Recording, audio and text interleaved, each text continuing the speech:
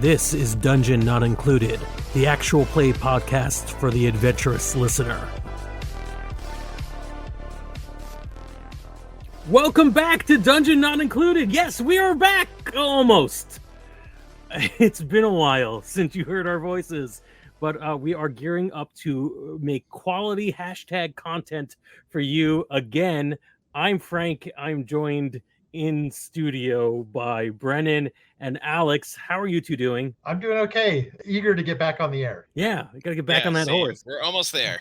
Yes, we are almost. We are actually busy making content for you right now. Literally, we are not being non-productive. We're like halfway through recording a special bonus season to be aired at a later date. We can't wait to tell you what it's about, but we will avoid spoilers for now. Noticeably absent is the voice of Rebel, who, for national security reasons, we will not tell you what they are up to at this point. But be rest assured, Rebel is still part of the podcast, whether they like it or not. Okay. So yes, let's get to it. Let's break the ice. We haven't talked in a while. What have we been up to in terms of gaming? Because that's all I really want to know. Don't tell me about your personal lives. Alex, you want to go first? Sure. The two things in like game world that I have been into right now. So in terms of RPGs, like tabletop, I've been doing a lot of research because I'm going to be running my first Monster of the Week, not Monster of the Week, Kids on Bikes campaign, which I'm very excited about. The genre is like, it's like my favorite subgenre of film. Like I love, Super 8 and It and Stranger Things and like the Goonies to an extent, like all those like kids trying to solve problems and adults only interfering. Like I love that sort of like world. So I'm really excited to try this system out. I think we're really excited too, because we want you to cut your teeth on this and for us as soon as possible. I've been wanting to play this for so long. Absolutely. And what's funny too is I haven't played this yet, but I did get a writing credit on Teens in Space because I happened to run into the guys who ran it at Metatopia years ago, and they were like, "Hey, do you want to come to this little thing we're doing for the sequel game?" I'm like, sure. But yeah, so I haven't played the original, but I've got a cred on the sequel. So and then my other game I've been playing is Bear and Breakfast, which is a game that just came to Switch. It's been on Steam for a while, where you play as a owner of a bed and breakfast in the woods, but you are a bear. And you have to deal with human visitors while also running a bed and breakfast and having to do certain tasks both as a human and as a bear. It's got very I wonder how much Honey Heist inspired the game, just because that's such a part of Honey Heist is the whole like bear versus human piece. So I thought you had said it's fun though. Baron Breakfast, as in Barron, as in like some like noble lord of breakfast, which I would also play. Well, you gotta, if you're the nemesis of the Baron of Breakfast is the Captain Crunch, of course. So yes, and then Count Chocula is there as well. You have to have all of the royal members of the cereal world. All the cereal world, the breakfast world. It's a very, very weird monarchy that rules cereal land. That's all. Those sound super fun. I like all of them. Brendan, what are you playing right now that's tickling your fancy? Still running the One Ring, which is my Tolkien game. We have a human elf romance going on in the game though, which is amazing. That's awesome.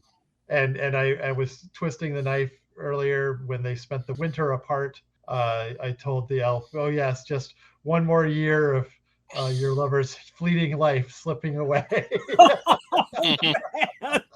That's awful. I love it. That's so good. That's one game where timekeeping does definitely feel like a twisted knife. So you just made it worse. I love it. Yeah, Awesome. yeah. Very good. Are you running or playing anything else now?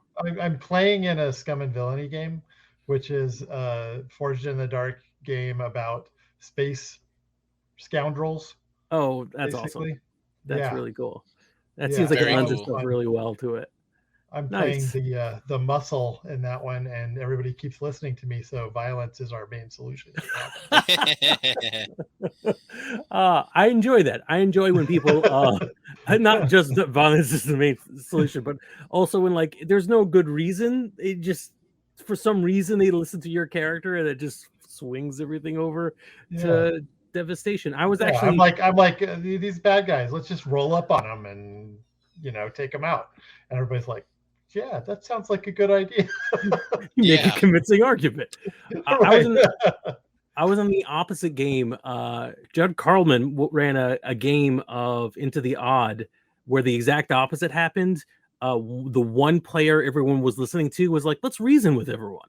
And we were all like, okay, let's reason with everyone.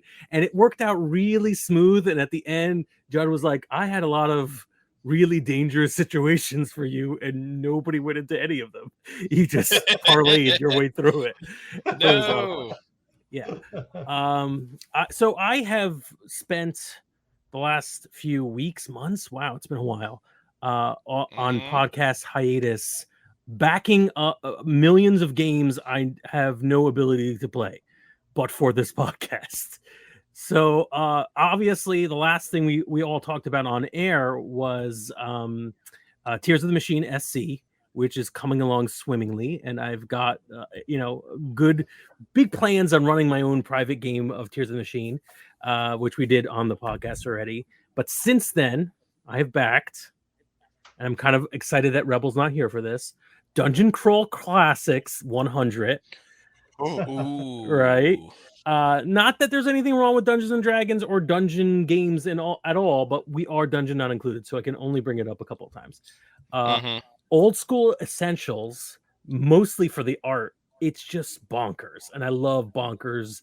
I love like imagining what it was like, or trying to remember what it was like playing original D&D or maybe AD&D, and just like the madness, the insanity of it, the stupidity of being a 12-year-old and trying to figure out these rules. And these are of course greatly streamlined rules for these old school games.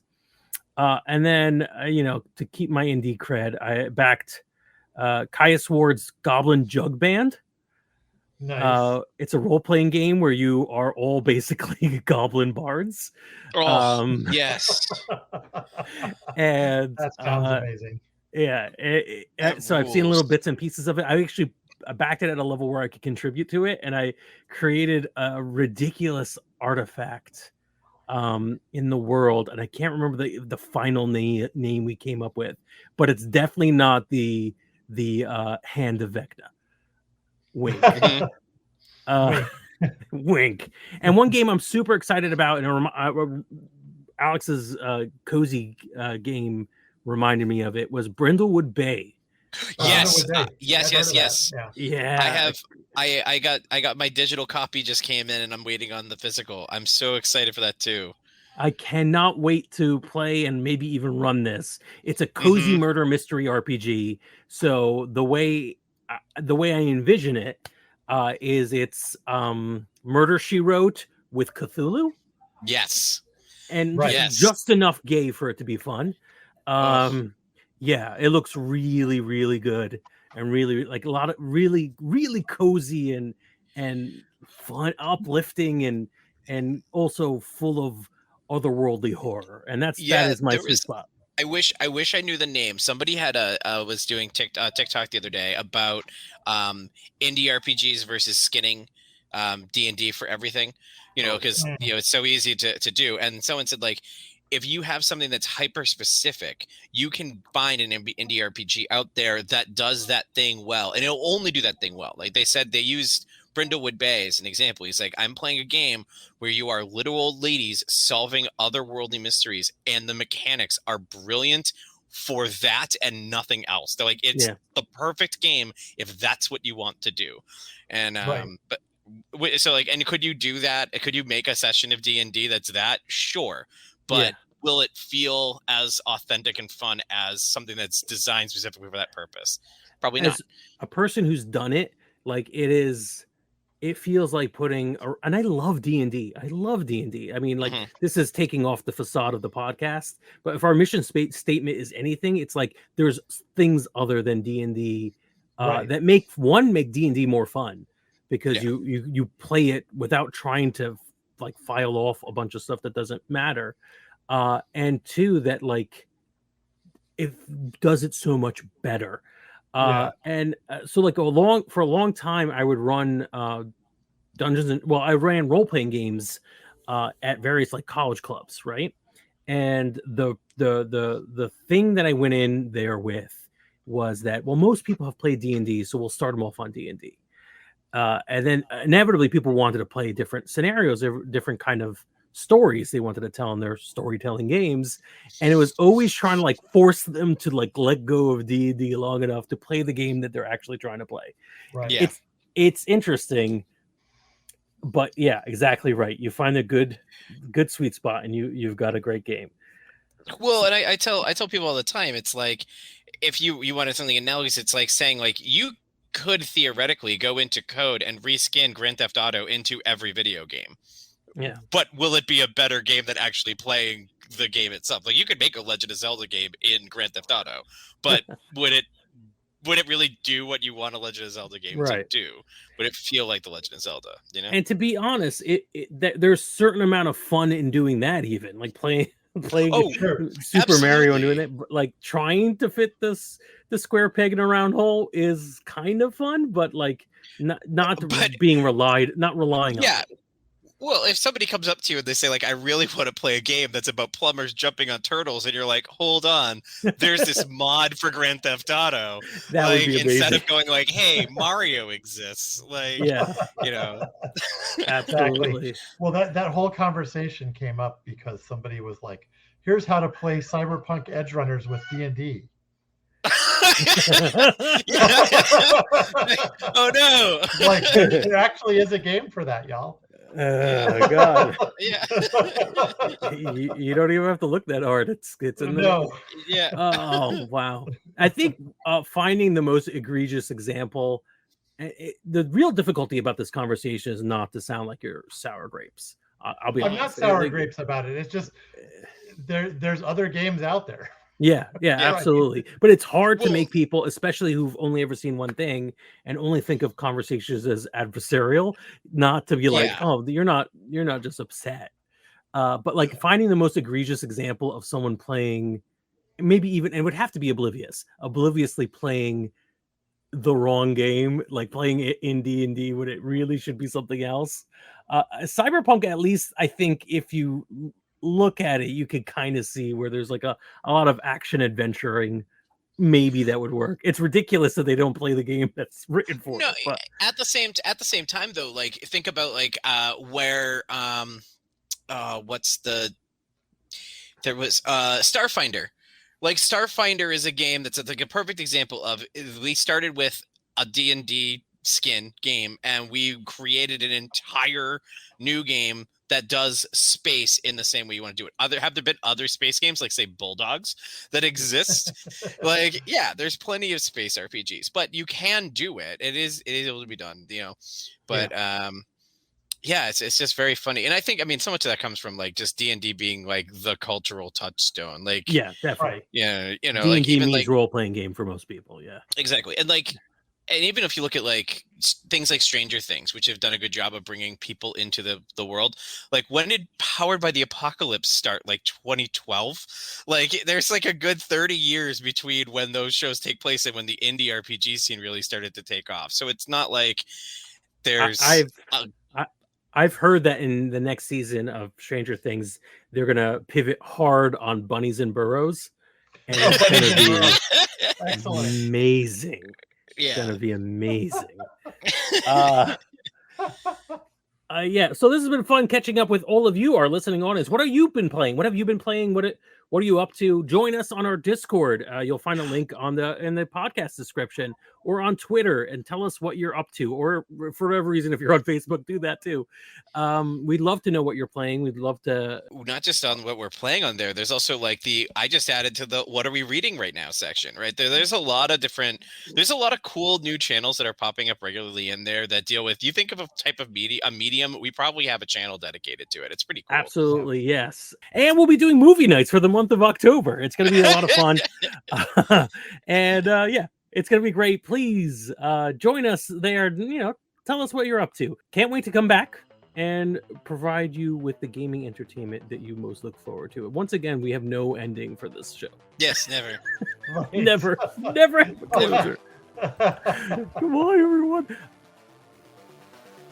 Hey there, we hope you enjoyed this episode of Dungeon Not Included. If you did, please tell a friend and leave us a 5-star review and encouraging comments on iTunes, Stitcher, Google Play, or wherever you get your podcasts. It really does help spread the word for new shows like ours. You can follow the latest from the Dungeon Not Included crew on Twitter at DNI Crew, and over at Facebook at Dungeon Not Included, or at our home on the Non-Productive Network at Non-Productive.com/DNI Crew, where you can find articles, character sheets, and Patreon exclusives, as well as our latest episodes. Thanks!